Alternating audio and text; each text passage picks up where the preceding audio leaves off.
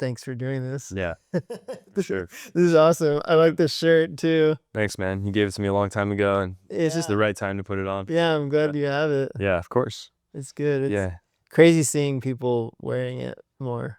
a lot of people. Yeah. I like the way your mom cuts them up and Yeah. styles them and puts them in her. What's funny is we have so many, but like Yeah, my mom and I have been just wearing old ones. yeah. It's like we haven't even taken new ones first. You just have your favorites. Yeah. Yeah. Does your grandma wear them ever? Does she? No, That's no. She's just hanging out. Yeah, that was sweet to meet her though. That was awesome. Yeah. That she was there. Do you remember when we met? Kinda, because you reminded me. I remember that year in Laguna. I remember that before I met you, I already had heard about you from Chase, because Okay. Chase was just telling me about a young player in the Laguna area who he would say reminded him of himself Oh, as a player. And here you're like, Diego is a really young guy who's got it. He's got like a great arm, great ball control. I remember him talking to me about you as somebody that he saw himself in. no way. Yeah, and then I know we had talked about that before we ever met in Laguna, and then he Okay. connected us in Laguna. Okay. And I can't remember. You probably weren't playing in the tournament. You were just there that first time, and because it was like 5. So I ago. played 5 years ago, 4 or 5 years ago. I played in the qualifier, but didn't even get in. Yeah. Yeah, I remember those matches. But then But you were like 20 at the time. You're maybe I was about 19 or 20, right? You were young. Yeah. Yeah.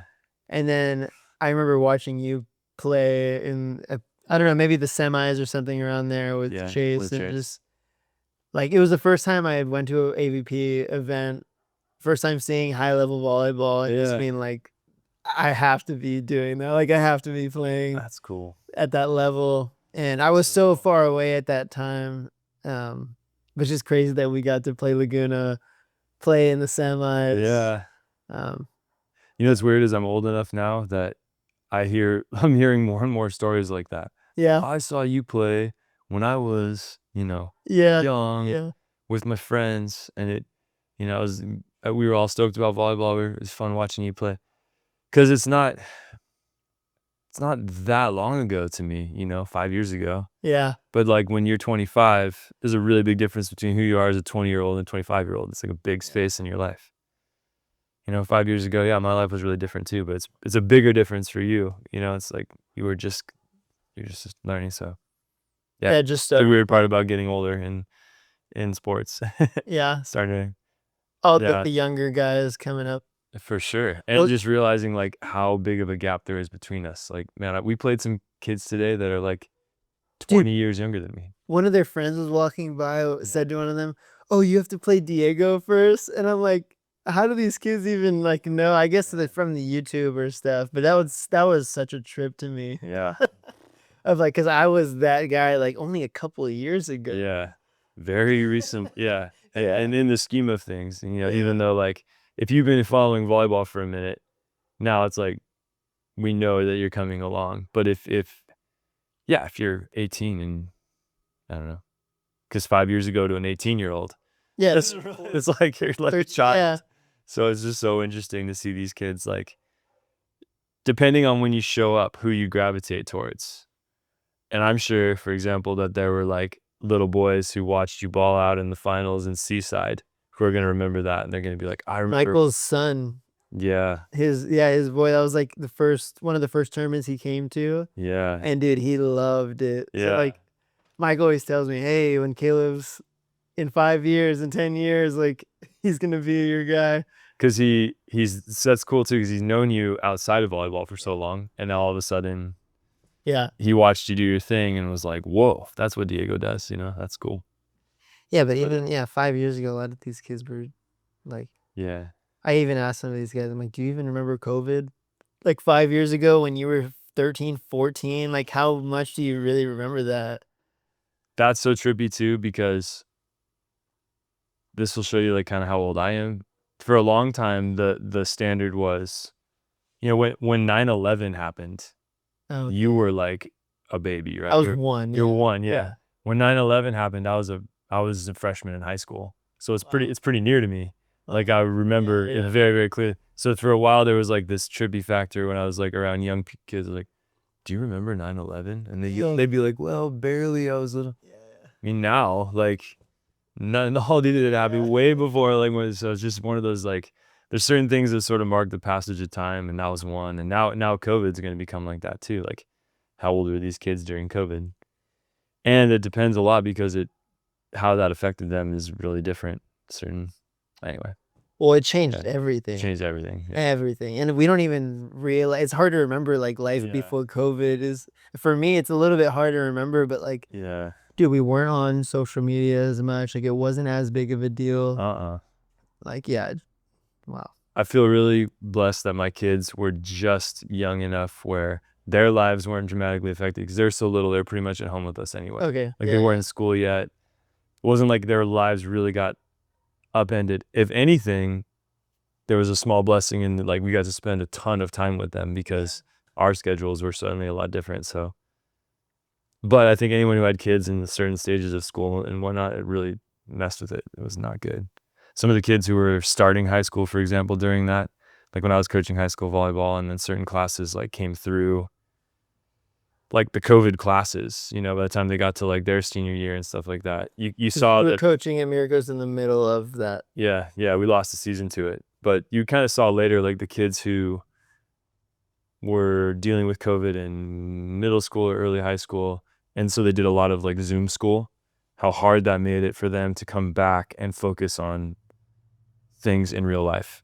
Yeah, because they had to do so much stuff just on Zoom that I think they struggled to reacclimate to like interpersonal anything, like teachers, coaches, everything. They just were not super good at dealing with people for a while there. Because they were in like high school, middle school. Yeah, because they were just on a screen all day doing Zoom, I think. And so, dude, that was an interesting time for me for a couple of reasons, because a year before COVID, I was saved.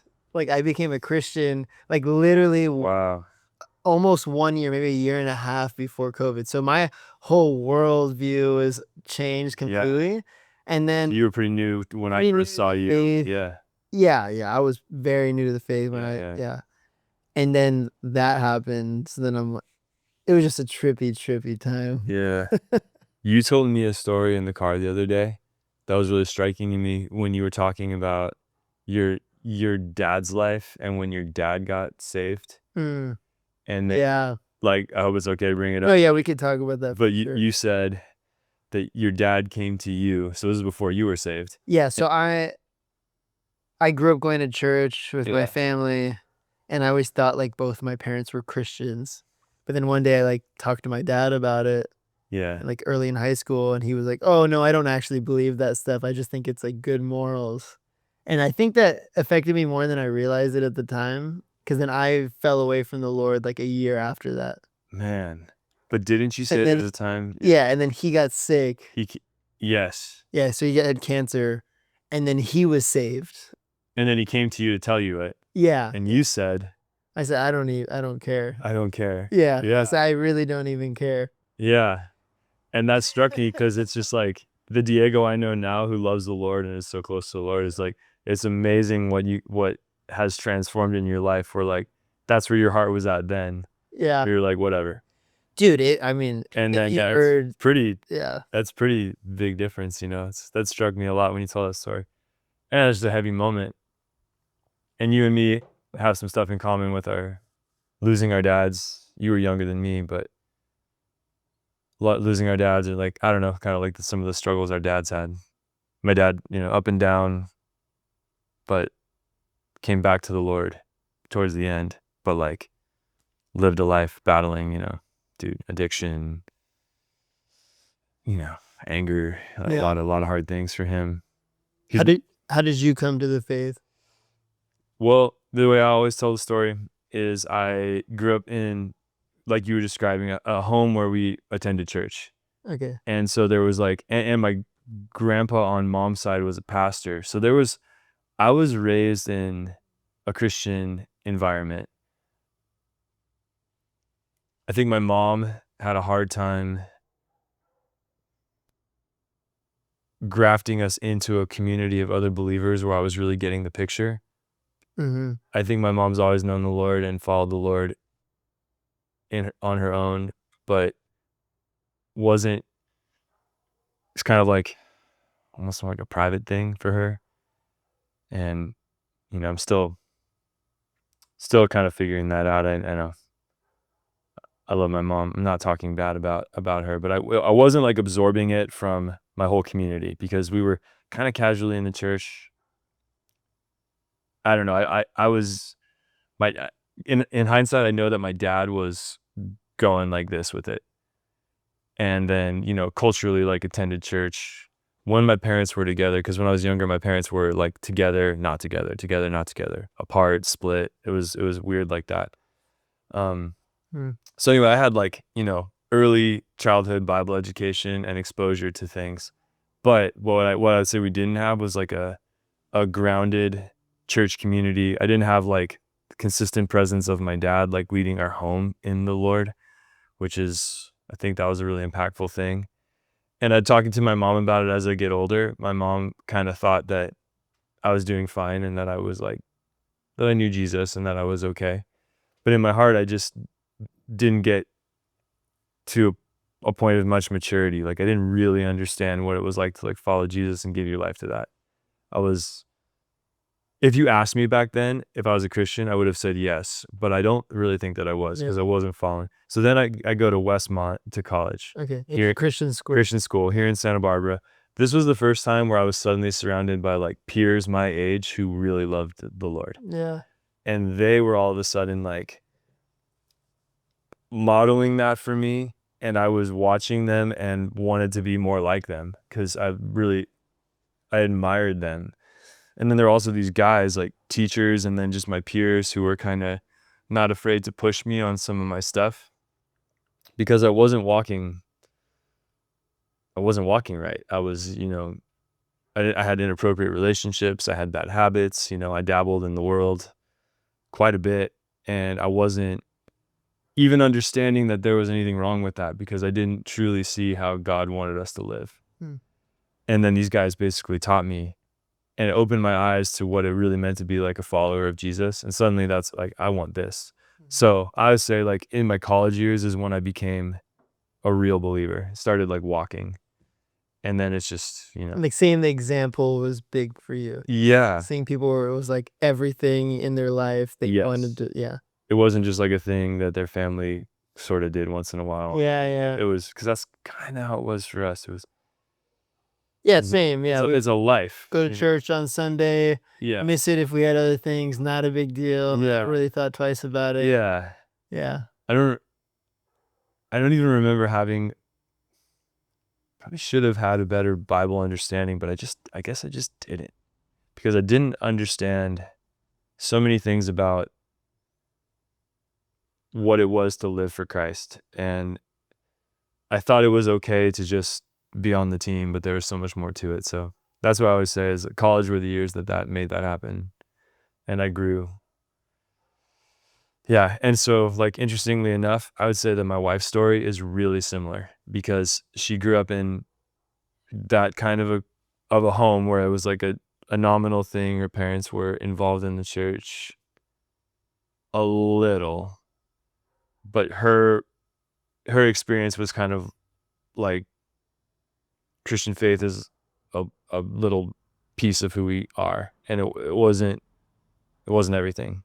And then she had a group of like best friends that she grew up with in Ventura, where she's from, who were pretty strong believers, and their homes were like strong Christian homes. And then those girls went off to college together at Cal Poly SLO, and they roomed together all through college. And that during that time, I think that her friendships like did a lot towards opening her eyes to what it really meant to follow Jesus. So funny enough, like right when we met, I was just finishing college. She had one more year. We were both in the place of like newly following Jesus with all our hearts. And then, and I don't know. So in a lot of ways, we've like matured and grown together on a similar trajectory over the years. And I thank God for that because, yeah, like leading our home has helped me to deepen, but also like watching her grow. Yeah. It's one of the most satisfying things in life is watching like your spouse and your children like grow in the Lord. Yeah. It is the greatest thing. Watching her grow is like just as good as the kids. It's amazing because sometimes I see her act and like, oh man, she's like being more like a leader in like our small group in our church. And I'm just like, wow, look at her. It's just so cool. So, and just of course watching the kids anyway, but yeah, that's awesome. yeah. So we had a similar like path of like how we came to follow. Cool. Yeah. Did you play volleyball at Westmont? Yeah. They had a team? We had a team. Dang. They don't think they have a team anymore. They don't have a team anymore. And we used to play in the GSAC conference, like the Golden State Athletics. I was in that too at Masters. Right. Exactly. Yeah. We used to play we played Masters. Wait, Masters had a team back then? Yep. Because I know they had one for a little bit and then they didn't have one for a while. And then I was like the second or third year after they brought it back. Yeah, so I was there 04 to 08. Masters had a team. It was in this Biola. It was yikes, what's going on in my head? Hope. Yeah, Hope International. Was Menlo in that? No, Azusa Pacific. ACU. Point Loma in San Diego. Yeah. ACU. Am I missing one? That might be it. Vanguard. Yeah. Yes. Yeah. Vanguard. Yeah. Yeah, we had a couple really good beach guys on our indoor team. So like I came from Redlands in the Inland Empire. Barely knew indoor volleyball. I was like new to indoor volleyball. Wait, what were you playing? I played indoor towards the end of high school, but I was still really raw. Like I got into indoor volleyball towards the end of high school. Was just picking it up. You're doing baseball. I was in baseball also, but I just got kind of asked to try my high school volleyball team, and it was suddenly like wow, the sport's fun. Yeah. I like changing everything. So anyway, that happened. Got to Westmont, had just kind of been getting to know indoor volleyball. But at Westmont, I had an opportunity to get on the court and like learn and start to play. And a lot of those guys who were my indoor volleyball teammates were big mentors in my Christian life because they were older. A lot of them like held me accountable and pushed me in my maturing.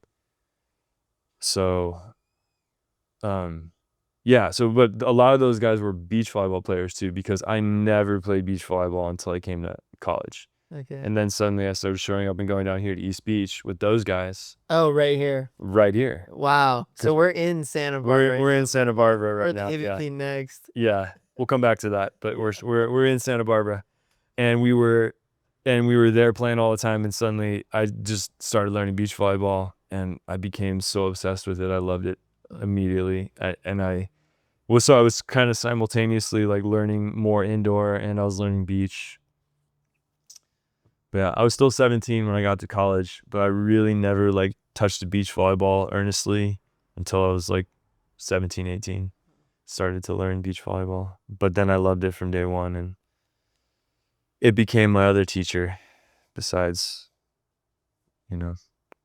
school and the guys at school. Yeah. And so when you started playing beach, AVP had just gone bankrupt or was about to go bankrupt?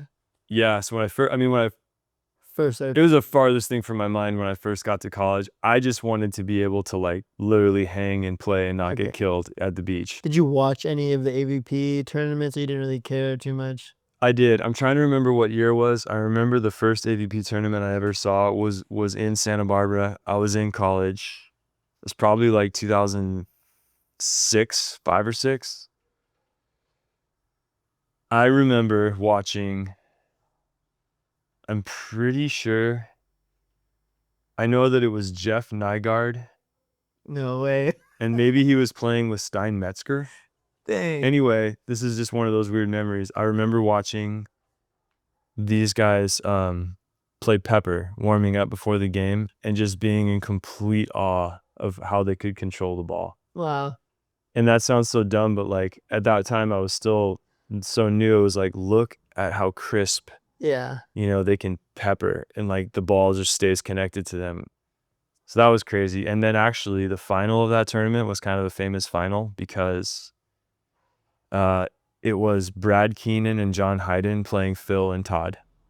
Okay. And Brad Keenan had not won yet, even though he was a pretty fast rising stud of a player. I didn't really know all this at the time, but I think they were up 14-9, or maybe it was 14-10 in the third of the final. Wow. And Phil and Todd came back and beat them in the final. Oh, no. And it was this crushing thing because it was like Brad Keenan was so cool. And eventually he did win. And shout out to Brad Keenan if he ever sees this, because I loved his game and I loved him as a person. And I think he's doing really good right now. But yeah, so there was that final. I saw that, whatever year that was. And where was that? It was at like West Beach in Santa Barbara, so about the other end by the wharf. And I saw that. Anyway, it was never even like remotely close to my mind trying to do that back then. Yeah. All I wanted to do was like not be a hack at East Beach. And that's crazy that you end up playing with Phil. Yeah. Well, that's another thing. Yeah. And for 2 seasons. Yeah. That's everything about so now I've played like the first time I made a main draw was 2010, and it was in Santa Barbara. And then kind of like from 2011, like the rest of 2010 was kind of up and down. Like by like 2011 on, I kind of got to like make it into the main draw and mostly stay. So that's like 15 years. Wow. And I've been through so many things. Like the fact that any of that ever happened from how I was like just a dude trying to learn volleyball at East Beach back then is the greatest testament to God's just intervention and joy to give to his children in my life, because it makes no sense. Like I should never have been able to do that, and he's sort of just walked me through so much in volleyball. He's used it. He's clearly used it because I would not still be able to do it if he didn't care to make it useful in his development of me. So it's crazy, man. So many things from back then were like, you never would have thought I'd get to do a fraction of like all this stuff. But bro, yeah, back then I was just trying to like play and not be terrible. The first time I started to really think maybe I can go try and play a little professional volleyball was like after college. I was done by then and I had a job here in town, and I was playing a lot more. I was starting to get kind of okay, enough where I was trying to play in some like open tournaments. And there were a few people, one of them I saw today, his name's George Richardson, Jorge, they call him here. I think, did I meet him? Yeah, he's got like a blue mohawk. He might have had a hat on, but was he wearing the glasses? Was that him? Well, yeah, the guy with the glasses. Yeah, the camera talking to his sunglasses. Yeah, exactly. Yeah, you saw him today. Well, dude, he was huge in my life because he taught me a lot. He just took time to teach me stuff, but he would say stuff to me like he believed that I could actually be good and I could do some stuff. And when I told him that I thought maybe I could do it, he encouraged me to chase that and not give up on that idea. And then I got invited to go down to the South Bay and try out for what was the U23 beach USAV team, like development team. They used to call it the EDP, like Elite Development Program. And I went down to the South Bay and I made that team. So then I kind of had this decision to make, like, should I leave Santa Barbara, move down to the South Bay and try to chase that? Or should I follow the original plan I had all through college, which was to go on this track and go to law school? And I was working for a lawyer. I tell the story a lot. I was working for a really morally bankrupt, bad guy of a lawyer who was giving me this really bad impression of the law profession. And if I worked for a really good lawyer who I admired, I might be still doing that. But I was working for that guy and it sucked. In the meantime, volleyball was starting to give me some hope. And that's what I loved. And Allie and me were dating. She was going to go off to Colorado and do this 1-year intensive nursing school program. And I said, okay, like, I'm going to go down to LA and try to make it in volleyball. and you're going to go to law school, and, you know, we're going to stay together and let's just see what happens. And so I moved down to. What does she think about that? Surprisingly, she seemed to think it was okay. And I was like, maybe if our lives were already like, we were just dating. So if we were like already married, I would have gotten out. Yeah. She let's see how this works out. Weirdly, my parents they didn't try to talk me out of it. I know that when you tell your parents like, hey, I'm going to not go to law school, instead I'm going to try to play professional beach volleyball, they're like, but they kind of hummed and hawed it like, I don't really get this. Are you sure that doesn't, but they didn't shoot it down. Yeah. And I really thank God for that, because they definitely could have. And as parents, you really wouldn't blame them for that. So I went down. At first I lived in Santa Monica for a few months, and then eventually I got into a place down in like Hawthorne by Manhattan Beach. And like another year went by, and I was kind of getting in and doing okay, and made a little money at some other jobs I was working, like bought a ring and proposed to Allie. She and I got married in 2012 and moved into our first place together. And then like a couple weeks later, I got to a finals in Chicago with Ty Tremblay. Oh, nice. And I was like, now I made it. Now I'm like the man. And we lost to Casey Patterson and Ryan Doherty in a close one in the final. But it was like.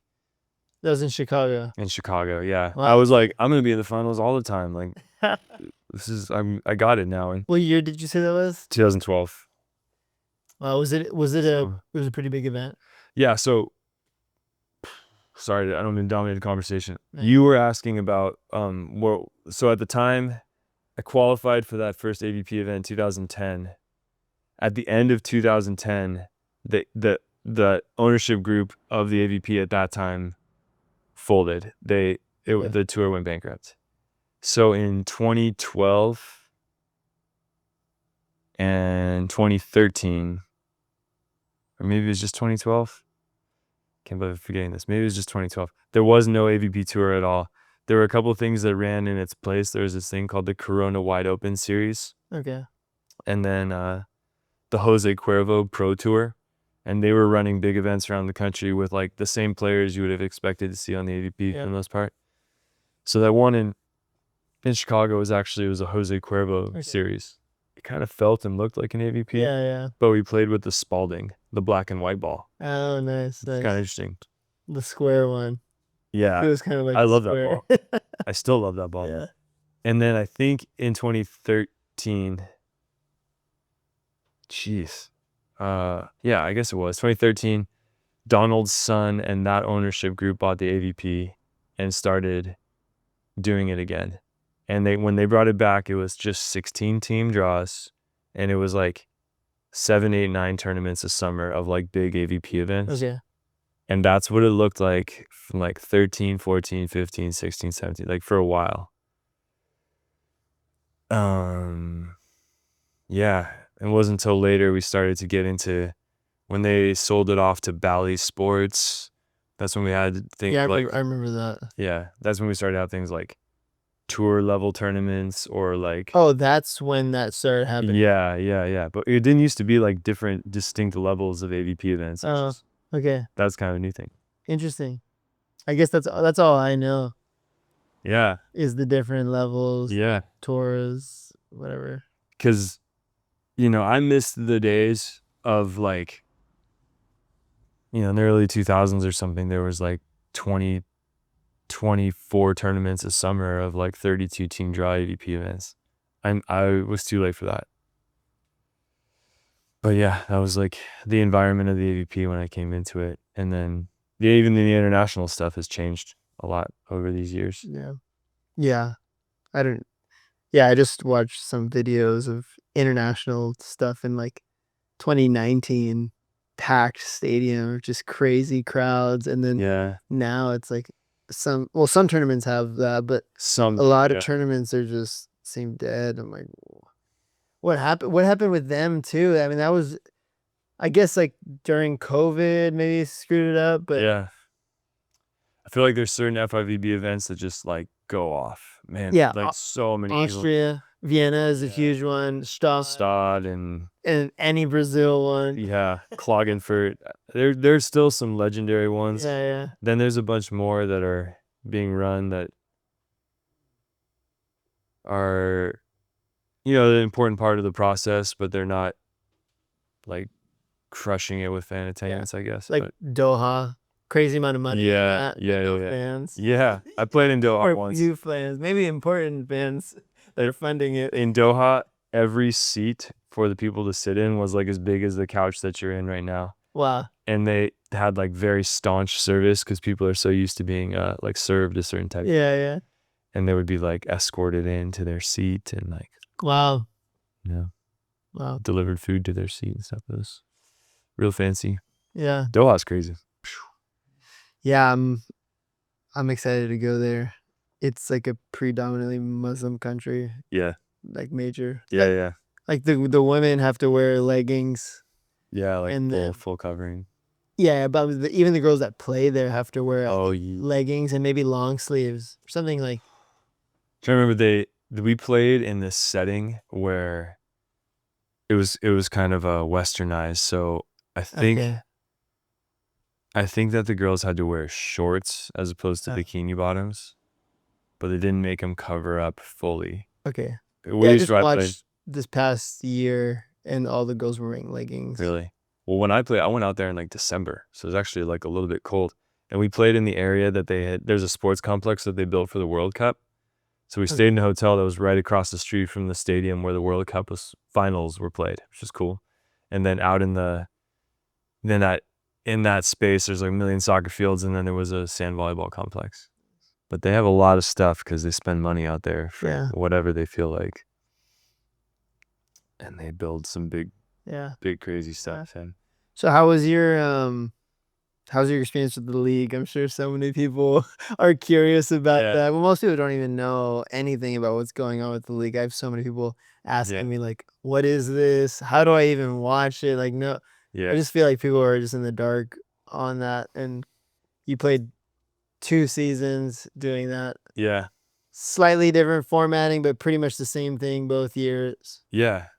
I mean, I was a fan. I think if you got to a league event, so if you're watching this and you're wondering what the league is, like the AVP has been building a new competition format where pairs are representing different cities and franchises.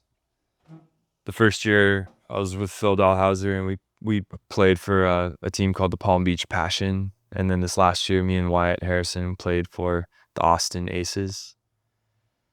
And it was only 8 pairs of men, 8 pairs of women. Yeah. There's 8 cities, but they have the individual teams square up on a schedule, kind of like a team sports schedule. And we would play the different other teams. Like NBA stuff, exhibition matches. Yeah. And then they just shortened the format to 15-point sets to try and make it fit neatly onto TV. And they had some really cool arenas where we would play in. Like we played in a couple hockey arenas. We played in Central Park this year in New York. We played out like the Hamptons. Awesome. That was my favorite one of the 2 years. It was Central Park. Central Park, yeah. Yeah, I just watched a podcast with Trevor Crabb. He was saying the same thing. It was awesome. Yeah, I loved it. New York's amazing. Yeah, and particularly playing in Central Park because we played in New York back in the day on the AVP tour. Just like we had a couple tournaments there. Those were sick, but Central Park was like amazing, so iconic and cool. Anyway, if playing in the league was amazing because you got to play really high level matches in highly energized environments, like bumping arenas, and the fans who came were having fun because the volleyball was high level, and the matchups were always like high level teams playing on pretty hard sand in good conditions, and everybody was playing really athletic and fast. So flat sand. Super flat sand. Yeah, it was fun to watch. And then the hype of the teams was fun. the way the games were in the evening was fun. So like there was You're a little more warm. They have the whole day to think about it. Yeah, it was cool. I mean, and they were really generous and nice to us. Like the tour put us in a good situation, you know, with our hotels and our playing arrangements and everything like that. Like we got treated really, really well. So playing and competing was fun. Really hard to just play all the best teams, but it was really fun. Yeah, I think most people have the same feedback. Like getting it to more than 8 teams is essential because it's great for those 8 teams that are in there, but it's not sustainable for it to be such a small number of players. And then as it's really, really, really awesome. I hope that there's a way for like league matchups and traditional tournaments to work side by side, because tournaments are just such an important part of how this sport works. And people love the flow and progression of a tournament, dude. So it's just like special. A tournament always has like storylines and like people are going on runs or people fall out early. And there's like, you watch 2 people, like teams on a collision course to run into each other. There's a lot of things about tournaments that are special. I've never been into watching sports, so like that doesn't click with me at all. Like I've never watched any sports ever. Yeah, just as a fan, yeah. As a fan, so like I don't even see that it just seems like so much going on. It's kind of hard to keep track of. Yeah. Like tournament style, Yeah. I guess people they're invested. They look at the brackets. Yeah. Some people, love following brackets, right? But the league created some cool, like playing in the league was a fun experience. Yeah. I can say for sure. I had a lot of fun traveling with my family, bringing my wife and my kids, and like showing up at these arenas and playing was special. Really thank God I had that chance for these last couple. Did you ever dress up? Because I would see photos of players like walking into the stadium and they got their like fit on. Did you ever do that? I don't remember seeing one of you and Phil or you and Wyatt like dripped out. Did you do that? You know what? I always wanted to, because we did scheduled walk-ins. You're going to enter at a certain time. We're going to take a picture while you're walking in.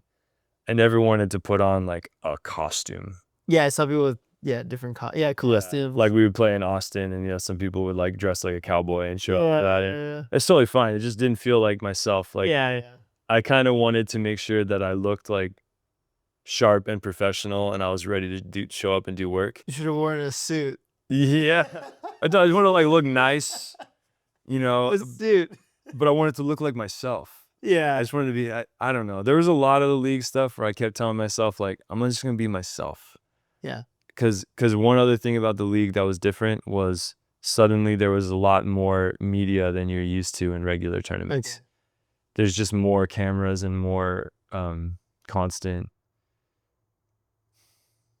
There's more stuff going on around it. Yeah. Leading up to the game. Yeah. There's more opportunity to sort of like get sucked into trying to put on a show, or I don't know.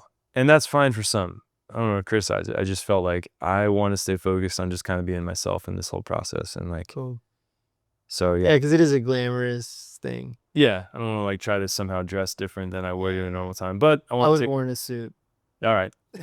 If I make it to the league, I'm wearing a suit for sure. You probably will eventually. So, and I'm warming up in the suit. Record that, please. No, you're really gonna wear a suit. I'm not even kidding. Yeah, no. I mean, I believe you. I feel like that's kind of cool. That's actually another opportunity for sponsorships. Like just that little bit of time of like, oh, who is this person repping? It's like, oh, this brand, and people can get into that maybe.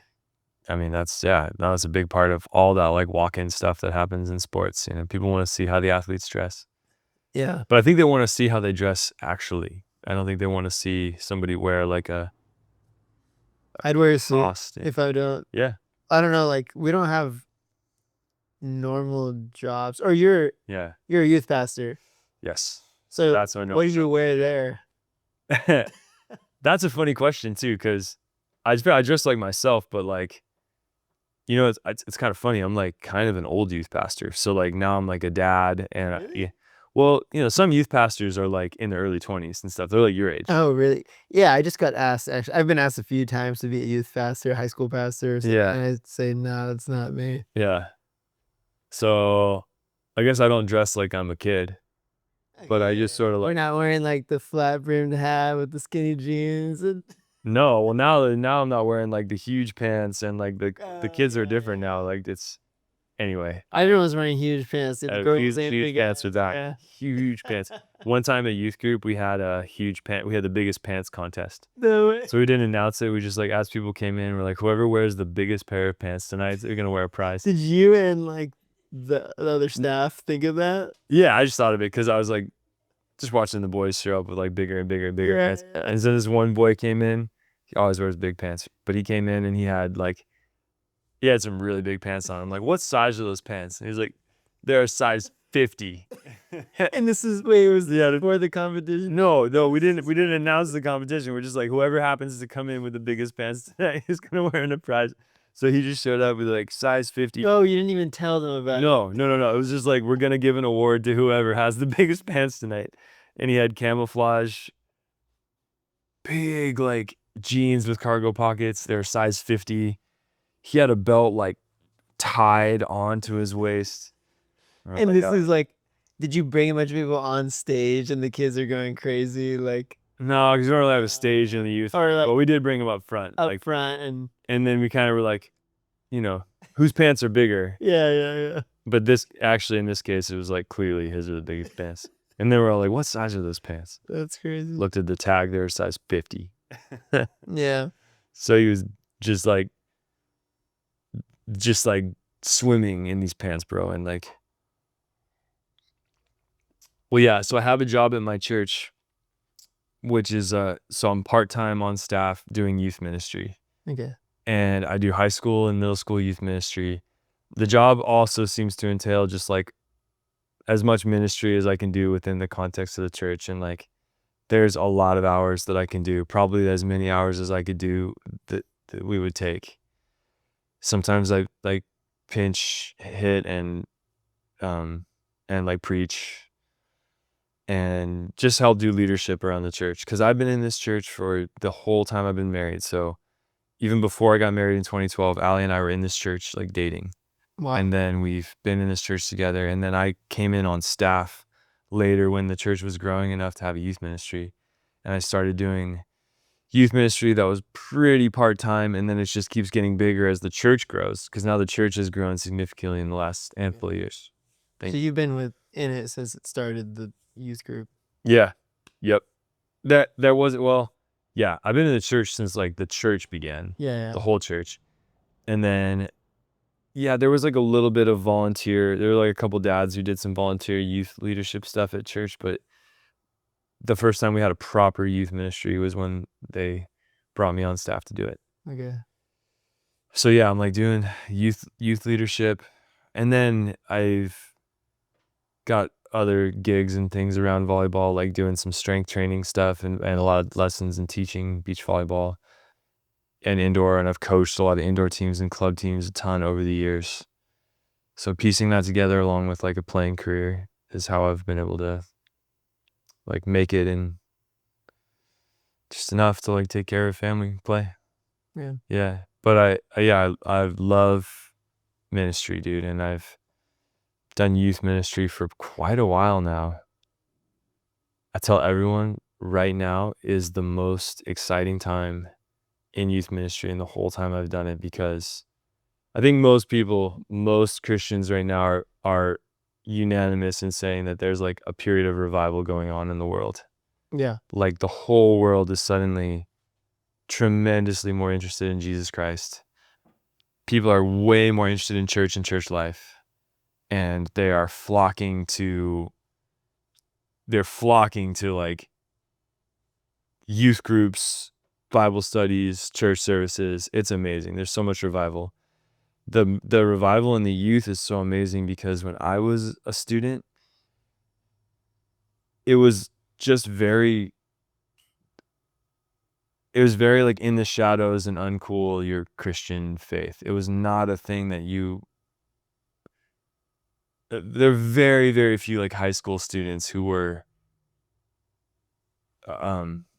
passionate about sharing it on the outside. Yeah. Man, you just did not run across that very often.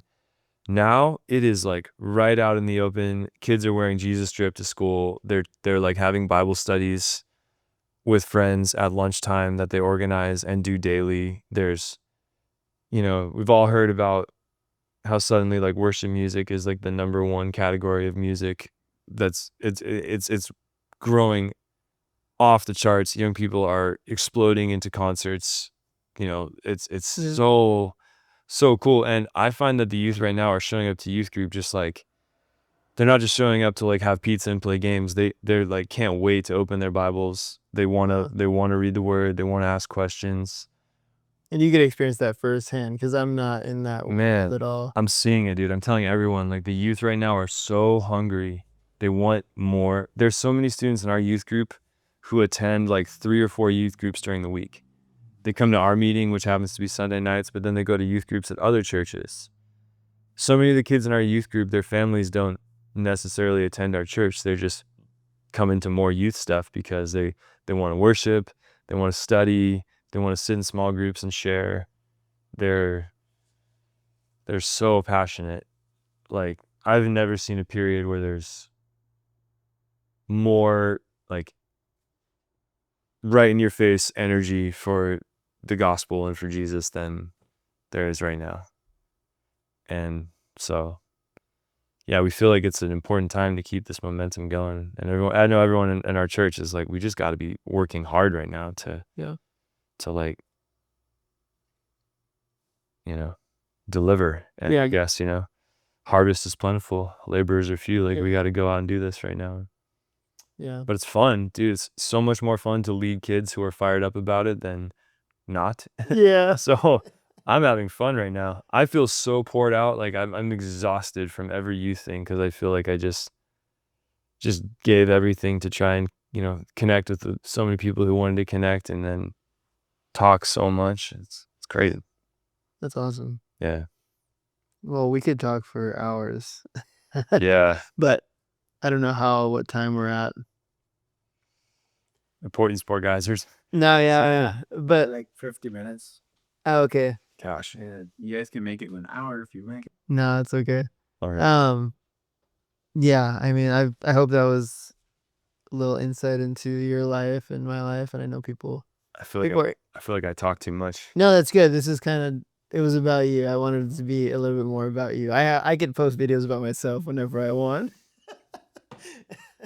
But yeah, I just feel like this is a little bit unique look that most people don't get to see in your life in the volleyball world, Yeah. They might know you're a Christian, but you sharing a little bit more is, I think, awesome. It was cool for me to hear a lot of that too. Thanks, brother. And who knows, maybe we do this again. But yeah, it's fun. Yeah. I like doing stuff like this. So yeah, cool. Is there anything else you want to put on there? We good? No, I think we're good. One more thing.